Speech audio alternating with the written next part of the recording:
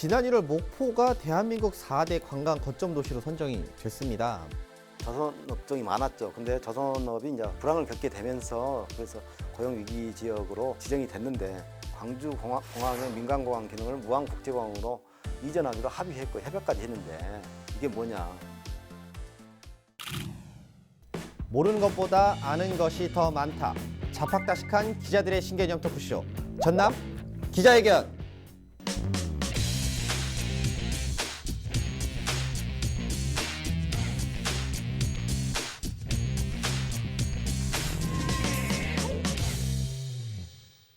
네, 저희가 지난 시간에는 이제 동부권 주요 이슈들을 좀 살펴봤습니다. 오늘은 서남부 쪽 이슈들을 좀 한번 살펴봐야 될 것 같은데요. 일단 주요 이슈 한번 영상으로 먼저 확인하시죠.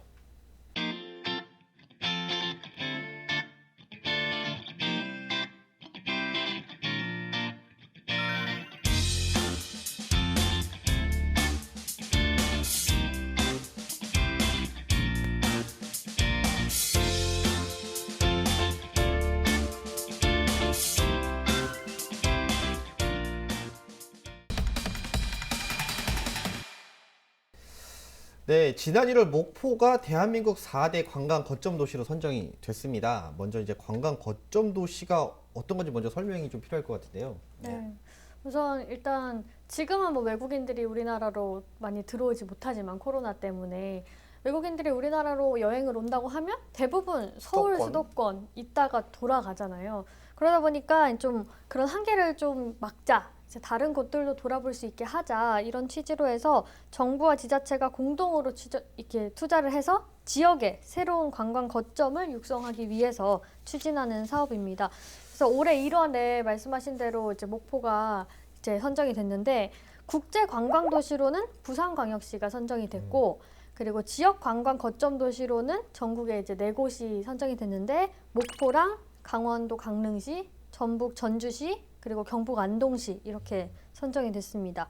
이렇게 선정이 되면 올해부터 앞으로 5년 동안 2024년까지 지원을 받게 되고 부산 같은 경우에 그 국제 관광 도시는 올해 43억 원 지원받고 지역 관광 거점 도시는 각각 21억 5천만 원씩 해서 총 86억 원이 지원이 되고 또 홍보 컨설팅에도 30억 원 이렇게 해서 국비가 159억 원 정도 이제 투입이 된다고 하는데 이 5년 2024년까지 전체로 보면 1,000억 정도 이렇게 투입이 될 예정이라고 합니다.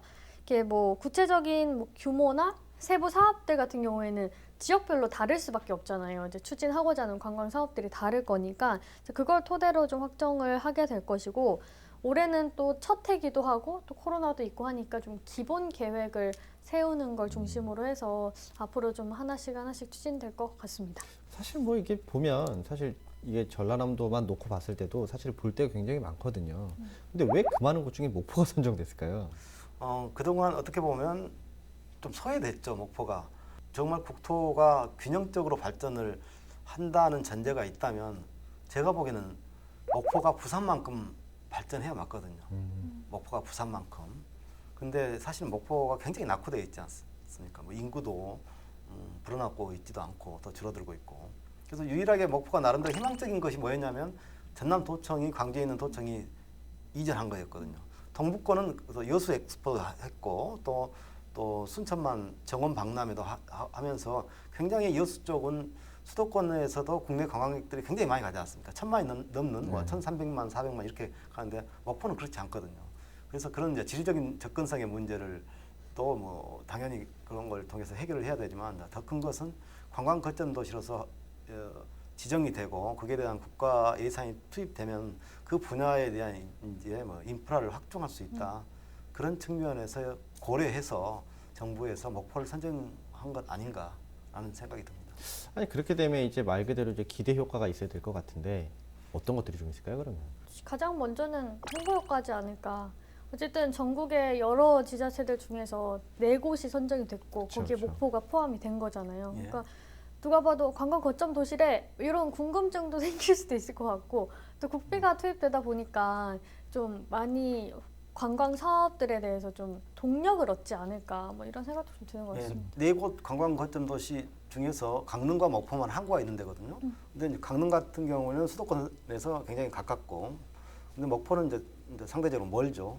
그래서 이 목포가 항구라는 그런 이점, 그리고 또 하나는 이제 먹거리, 뭐 마세 도시 목포, 그리고 목포가 갖고 있는 또 근대 문화, 역사, 자원 이런 것을 활용해서, 그러니까 과거와 현재와 이런 것들을 같이 융합해서 활용해서 어떤 테마 관광 코스를 개발하고, 이에 따른 뭐 먹거리 문화, 이런 독특한 목포가 갖고 있는 그런 것을 개발하고 홍보해서 관광객을 유치하겠다, 이런 원대한 계획을 갖고 있죠, 지금.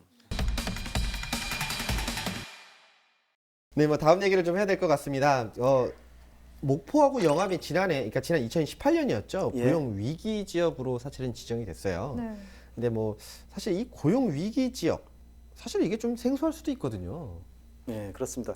이게 지정이 됐던 이유가, 목포 지역은 이제 뭐 대불 국가산단을 중심으로 한 조선업이 굉장히 조선 업종이 많았죠. 근데 조선업이 이제 불황을 겪게 되면서 이런 조선업들이 이제 뭐 폐업을 하고 또 뭐 임금 체불에 그쵸. 밀리고 뭐 이런 상황이 됐죠. 그래서 고용 위기 지역으로 지정이 됐는데, 원래는 지금 12월 말에 끝나는 걸로 됐는데, 이번에는 아무튼 다시 연장이 돼서 2021년 12월까지 1년 연장이 됐거든요. 그래서 여러 가지 지원 혜택이, 그동안 받았던 지원 혜택을 계속 받게 돼 있습니다. 예를 들자면 뭐 고용 유지 지원금을 기업 사업장에게는 지급하고, 뭐 직업 훈련 지원금도 지급을 하고요. 그리고 뭐 산재보험료나 이런 걸 좀 납부 유예를 할 수 있고, 여러 가지 그런 기업들에게도 주어지고, 그 사업주들에게, 그리고 근로자들에게도 이제 여러 가지 그 훈련 연장 급여가 지급되고, 뭐 취업 촉진 수당, 뭐 직업 훈련 생계비를 좀 대출을 받을 수 있고, 그런 여러 가지 혜택이 내년 말까지 계속 주어지게 됐습니다. 사실 많은 어려움이 따랐을 것 같아요. 그런데 사실 이렇게 좀 지정이 되면 뭐 그에 따른 지원이라든가 뭐 크지는 않겠지만 그래도 사실 없는 것보다 받는 게 사실은 낫잖아요. 그렇죠. 뭐 목포시 같은 경우도 뭐 지정이 되고 지난 2018년에 57억 원, 그러니까 희망 근로 사업비로 예. 이렇게 국가로부터 지원을 받았고, 또 지난해, 그러니까 2019년이죠. 그때는 뭐 보통 교부세 포함해서 약 315억 원을 지원을 받았어요. 그리고 이제 올해는 이제 288억 원 정도 지원을 받았는데, 내년에도 한 173억 원 정도의 교부세를 받아서 아마 그런 사업들, 연관 지원 사업들을 추진할 수 있게 됐습니다. 그러니까 진짜 말 그대로 이렇게 좀 뭐 교부세도 받고 이렇게 재연장 되면서 지원도 받으면 뭐 지역에 어떤 영향이 좀 있을까요? 그럼 사실. 일단 선순환 효과가 있겠죠. 그래서 일단 인구 유출이 줄어들죠. 왜냐하면 지금 목포시 인구가 23만을 무너졌어요. 네. 그래서 22만 9천 명이라고 얘기를 하더라고요. 그래서 저쪽 그 무안 남학 오령지구에 새로 아파트 단지가 조성되면서 그쪽으로 뭐 3천 명 이상이 지금 빠져나갔지 않습니까? 그래서 목포시 인구가 아니라 그 무안군 인구로 이제 편입이 된 거고, 특히 이런 조선업이 불황되고 이제 임금 체불 아니면 회사가 폐업하게 되면 그분들, 직장을 잃은 그분들이 목포를 떠나게 되는 거죠. 그러면 이제 당연히 인구 유출로 바로 이제 이어지지 않겠습니까? 그래서 이런 기업과, 그러니까 사업장에도 이런 지원이 들어가고, 그리고 또 근로자들에게도 이런 일을 할 수 있는 기회, 아니면 그건 정부 보조금이나 이런 게 지원 혜택이 주어지기 때문에 일단 인구 유출을 묶어 놓을 수 있는, 잡아 놓을 수 있는 그런 효과가 있습니다. 광주 군공항과 민간공항 문제가 사실은 지금 굉장히 핫 이슈 중에 이슈가 아닐까. 뭐 이 부분은 내년에도 좀 가져갈 수 있는 이슈가 아닐까라는 생각이 드는데, 최근에 상황이 더 꼬였어요. 꼬였습니다. 예. 예. 제대로 꼬였죠, 제대로. 예. 그렇죠. 근데 광주시가 시민 여론이 이렇다 해서 광주 군공항과 광주 민간공항을 패키지로 해서 제시를 약속을 이제 위반했다. 전남도에서는 계속 그렇게 주장을 하고 있거든요. 2018년도 8월달에 내년 말까지, 2021년 말까지 광주 공항의 민간공항 기능을 무안국제공항으로 이전하기로 합의했고 협약까지 했는데, 이게 뭐냐, 이걸 패키지로 하면 되겠냐 해가지고 반발하고 있고, 이러다 보니까 사자협의체, 뭐 국방부, 국토부, 광주시, 전남도 이 실무협의회도 이제 연기가 됐고, 더 나아가서 광주시에서 굉장히 어떻게 보면 그 적극적으로 나섰던 통합 문제에 따른 광주 전남 발전연구원에다가 타당성 영역을 의뢰하기로 했는데 전남도의회에서 그 예산 4억 원을 삭감했어요. 삭감했다. 그래서 그 광주 전남 통합 그 로드맵도 그 프로세스도 결국 멈추게 되는 그런 상황이 됐거든요.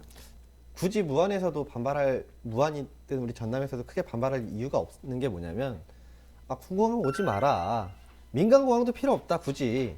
그러니까 이유가 있어요. 이유가. 아니 민간공항 오지 않아도 사실 국내선은 계속 줄고 있는 추세예요. 이미.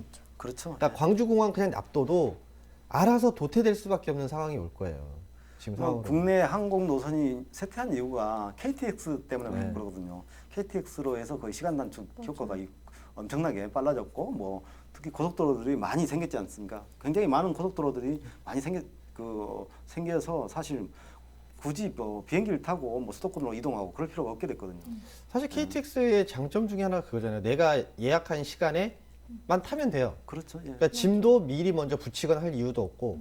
근데 이제 뭐 비행기 같은 경우는 내가 만약에 뭐 한 3시에 떠야 되는데 짐이 있어요. 그러면 짐을 붙여야 되잖아요. 그럼 미리 먼저 와서 대기 먼저 시간 보내고 그렇죠. 뭐 그리고 그런- 기다렸다가 이제 시간 되면 또 들어가서 또 검사 받고 또 기다리고 기다렸다가 또 다 이제 탑승하고 이 시간이 많이 걸리거든요. 맞아요. 그러니까 이게 보면 시간적인 거로 봤어도 그러니까는 직접 움직이는 거리는 사실 비행기가 훨씬 더 빠를 수밖에 없겠지만 여러 가지 소모될 수 있는 시간들을 좀 보면 오히려 KTX가 좀 더 유리할 수도 있지 않겠냐라는 생각이 좀 더 들어요. 그리고 오히려 또 더 가깝게 갈 수 있는 위치도 되고 바로 뭐 지하철들이 다 연결돼 있으니까 오히려 그런 면에서는 좀 더 낫지 않을까. 비용적인 면에서도 비용도 훨씬 네. 적고. 특히 뭐 서울을 간다고 하더라도 뭐 무안이나 광주에서 비행기를 타고 뭐 김포나 뭐 인천공항으로 가면 시외곽이지 않습니까? 네, 그럼 그렇죠. 다시 또 들어와야 되거든요. 그렇기 때문에 그런 시간까지 계산을 하고 또 비행기 탑승할 때까지 대기하는 시간들, 이륙할 때까지 대기하는 시간 이런 거 하면은 육상 교통이 훨씬 낫습니다, 사실. 그러니까 차라리 저는 이제 국제공항이 좀 더 활성화되지 않을까. 이런 생각이 뭐 좀 상생발전위원회를 광주시와 전남도가 만들어서 뭐 도지사끼리 도지사 광역 시장이 만나오고 그런데 사실 이제 이 군공항 문제 그리고 광주공항의 민간기능 기능을 무한으로 이전한 문제가 이렇게 거의 뭐 꺼인 상태가 됐다 보니까 상생발전위원회가 사실 의미가 없게 됐죠. 각자 사실 지금 도생발전위원회로 민선 바뀌어야 치기가 이제 신뢰가 2년도 안 없대도. 남았잖아요. 이제 1년 반 정도 남았다고 봐야 되는데. 각자 뭐 광주시장, 뭐 전남도지사 다 선거를 의식해서 그쵸. 액션을 취할 수밖에 없는 상황이 되니까 뭐 제가 보기에는 이제 남은 시간 동안에 이거에 대한 합의가 과연 이루어질 수 있을까? 네, 절충안을 찾을 수 있을까? 있을까? 사실 의문이에요. 그리고 이제 만약에 그 두 분이 뭐 이어서 연임하실 수도 있겠지만 바뀔 수도 있거든요. 그러니까 뭐 어쨌건 그때 당시의 상황을 봐야 되는 거기 때문에 그랬을 때 만약 이 군공항 문제나 인간공항 문제가 그때도 이렇게까지 이슈가 될 수 있을까? 아예 애초에 그냥 원점으로 들어가서 그냥 그럴 각자 수도 도생합시다 할 수도 있거든요. 맞아. 그러니까는 참 이 문제는 이제 보기에는 내년에도 일단 좀 지켜봐야 될 문제가 아닌가라는 생각이 좀 듭니다. 참 그래도 잘 갈 수 있었던 방향이었는데 참 아쉽네요. 뭐 다음 얘기를 좀 해야 될 것 같습니다. 이건 좀 짧게 하시죠. 그 장흥에 대한민국 네. 체육 인재 개발원이 이제 들어섭니다. 사실 이제 대한체육회에서 사실 이제 많은 예산을 들여서 전국에 있는 체육인들을 이제 장흥으로 다 이제 불러내릴 수 있게끔 사실 그렇게 되면 그 주변 지역들도 좀 같이 좀 이점이 있을 것 같은데 제일 잘하실 네. 것 같은데. 아우 저는 제가 직접 취재를 했으니까 그- 혹시 그쪽 동네 한번 가보셨나요? 저 그때 특집할 때 한번 가봤어요. 혹시 장흥 가보셨어요? 간지 오래됐습니다. 지금. 너무 오래되셨나요? 예. 근데 사실 가면 솔직히 말씀을 드리면 우리가 영암을 지난 이후부터는 사실 그냥 우리가 도농복합도시라고 얘기는 하지만 다들 그냥 농지들이 가장 먼저 눈에 띄는 그렇죠. 곳들이에요. 예, 예. 그리고 이제 장도 비슷한 곳이긴 한데 물론 뭐 지역마다 산업단지도 있고 뭔가 좀 경제 활동이 이루어지는 구간들이 있겠지만 전체적으로 봤을 때 뭐 이런 체육인들이 들어와서 운동하기에 굉장히 좋은 기후 여건 그러니까 전남이 이미 그런 여건들을 좀 가지고 있다라고 좀 보시면 될 것 같고 그 중에서도 이제 장흥 같은 경우는 이런 부분들을 잘 캐치를 해서 가져온 것이 아닌가라는 생각이 좀 들어요. 그러니까 뭐 그렇게 되면 지역의 뭐 이제 기대 효과 이런 것들도 분명히 있을 것 같고 나쁘지 않을 것 같습니다. 그리고 이게 또 이제 장흥이 군수님이 또 포메카를 4가지 메카로 만들겠다 이렇게 했잖아요. 그 중에서 또 스포츠 메카랑 좀 관련이 있을 것 같은데. 가장 맞아 떨어질 것 같아요. 그러니까 우리 뭐 지금 지역에 보면 뭐 해남도 동계훈련지, 네, 전지훈련지. 강진도 뭐 전지훈련지 이런 식으로 해서 이제 많이들이 좀 유치를 해요. 그러니까 따뜻한 지역들 그리고 이제 뭐 우리 이제 동부권 같은 경우 보면 이제 광양 같은 데는 이미 뭐 그 프로 축구팀도 있고 뭐 이런 식으로 해서 이렇게 좀 많이 좀 있긴 한데 실질적으로 봤을 때 대부분 이런 전지훈련들을 지금 올해는 이제 코로나 때문에 사실 좀 많이 힘들었긴 하지만 대부분 외국들로 많이 나가시잖아요. 뭐 해외 연수를 받는다, 뭘 한다. 근데 대한체육회가 이제 아예 대놓고 가시오라고 할 것 같아요 이번 기회에. 경제도 좀 네. 많이 활성화되고 하겠네요. 그럼 그 주변에 들어설 수 있는 것들이 굉장히 많지 않을까 싶어요. 그러니까는 뭐 가장 기본적인 게 사람이 몰리면 음식을 팔아야 되거나 잠자리가 필요하잖아요. 근데 이제 뭐 선수들 같은 경우는 뭐 인근에서 잘 수 있겠지만 뭐 전국 대회나 이런 것들이 열려버리면 예. 사실은 뭐 숙박이라든가 이런 것들이 필요하기 때문에 뭐 숙박과 관련된 시설들, 그다음에 또 음식 관련된 시설들, 그러니까는 뭐 상권들이 좀 대체적으로 많이 살아날 수 있는 여건이 되지 않을까. 그리고 지역에서 말 그대로 좀 돈이 돌 수 있는 게 사실은 필요한 게 상권이잖아요. 근데 이런 상권들이 좀 살 수 있는 여건이 좀 되지 않을까 그런 생각을 좀 해봅니다. 그래서 어떻게 보면 이게 뭐 이제 시작이지만 앞으로 좀 기대될 수 있는 부분이기도 한 것 같아요. 그리고 또 뭐 장흥의 유치는 됐지만 전남을 좀 더 한 번 더 알릴 수 있는 그런 계기가 좀 되지 않을까 이런 생각이 좀 듭니다. 뭐 다음 얘기 좀 넘어갈까요? 뭐 이 얘기로 뭐 저희가 좀 어쨌건 좀 정리를 해야 될 것 같은데 해남군이 지난해 이제 전국 최초로 농어민 공익수당을 도입을 했어요. 예? 예. 예. 사실 이 농어민 공익수당 좀 이 부분에 있어서 좀 아직까지도 이게 뭐야? 라고 생각하시는 분들도 계실 것 같은데 이제 또 연말인데 마지막으로 한 번 더 설명을 해주시죠. 그래서 농사를 짓고 있는 분들에게 수당을 지급하는 거죠. 네. 국가가 국가 예산으로. 그래서 해남군에서 첫 도입해서 올 상반기에 약 13,400명 대상으로 해서 30만 원씩 원래 이게 뭐 상반기 하반기 나눠서 주기로 했는데 코로나 때문에 일시에 60만 원씩 다 지급을 했어요. 그걸 이제 그 해남사랑 상품권을 지급을 했는데 굉장히 이게 뭐 전국적으로 이제 확산이 됐죠. 이 수당 지급이. 그래서 이게 어떻게 보면 그 농민들에게 수당을 뭐 돈을 지급하는 게 뭐 적절한지 이 부분에 대해서는 뭐 논란이 있을 수도 있었지만 우리 농업이 너무 또 어렵고 또 그런 상황이기 때문에 거의 다 이게 굉장히 지지하고 찬성하는 쪽으로 이렇게 이 제도 자체가 어떻게 보면 정착을 하게 된 거죠 올해. 그래서 지역사랑 상품권으로 지급하다 보니까 이거 지역에서만 이게 유통을 할 수 있어서 지역 경제를 활성화시키는 선순환 구조를 만들었다. 이런 평가를 받고 있습니다. 사실 뭐 이렇게 해남이 도입한 이후에 보면 전라남도 전 지역으로 이제 확대가 돼서 이제 시행이 되고 있어요. 예. 뭐 진짜 말 그대로 어느 정도까지 됐다라고 봐야 되나요? 우리가 그냥 뭐 그냥 시행됐다라고만 들었지. 그렇죠. 이제 해남에서 하고 난 뒤에 이게 22개 시도로 다 확대가 돼서 1,175억 원 정도가 이제 지역 화폐로 좀 지급이 이제 됐다. 지급이 됐죠. 네. 말씀하신 것처럼 이 전남에 있는 시군 같은 경우에도 원래 5월, 10월 이렇게 나누려고 하다가 코로나19가 너무 이제 확산이 되고 농어업인들도 많이 힘들었잖아요. 그래서 여수 같은 경우에도 농수산물 팔아주기 운동도 많이 하고 했었는데 그러다 보니까 일시로 이제 지급하기로 해가지고 다 지급이 됐죠. 그래서 이렇게 신속하게 일시급으로 다 지급이 되고 나니까 아무래도 이걸 판매해오던 분들이 어려움을 겪었던 부분들이 조금이나마 좀 해소가 되지 않았을까. 그렇죠. 좀 그런 생각이 들고 또 말씀하신 것처럼 지역 화폐니까 지역에서만 지역상권. 사용할 수 있기 그렇죠. 때문에 네, 네. 경제가 조금 더 돌 수 있지 않나. 어려운 가운데서도 그렇게 좀 됐지 않나 싶습니다. 뭐 저희가 지금 뭐 지난 시간 뭐 솔직히 좀 지난주부터 이번까지 사실 총 4번에 걸쳐서 저희가 이제 2020년도 주요 이슈에 대해서 좀 살펴봤습니다. 또 오늘 같은 경우는 이제 전남 서부권과 관련된 얘기들을 좀 했는데 어떠세요? 뭐 이거 외에도 뭐 좀 더 하고 싶은 얘기들 더 있어요? 세상은 넓고 뭐 할 얘기는 많다. 참 저희가 오늘 뭐 여러 얘기들을 좀 나눴고 또 이를 통해서 사실 저희도 좀 반성해야 될 부분들이 있다면 좀 반성을 하고 이제 내년을 또 준비해야 될 것 같습니다. 사실 뭐 할 말은 아직 많이 남아 있습니다. 그렇지만 오늘 시간은 여기까지이기 때문에 이상 전남 기자회견 마치도록 하겠습니다.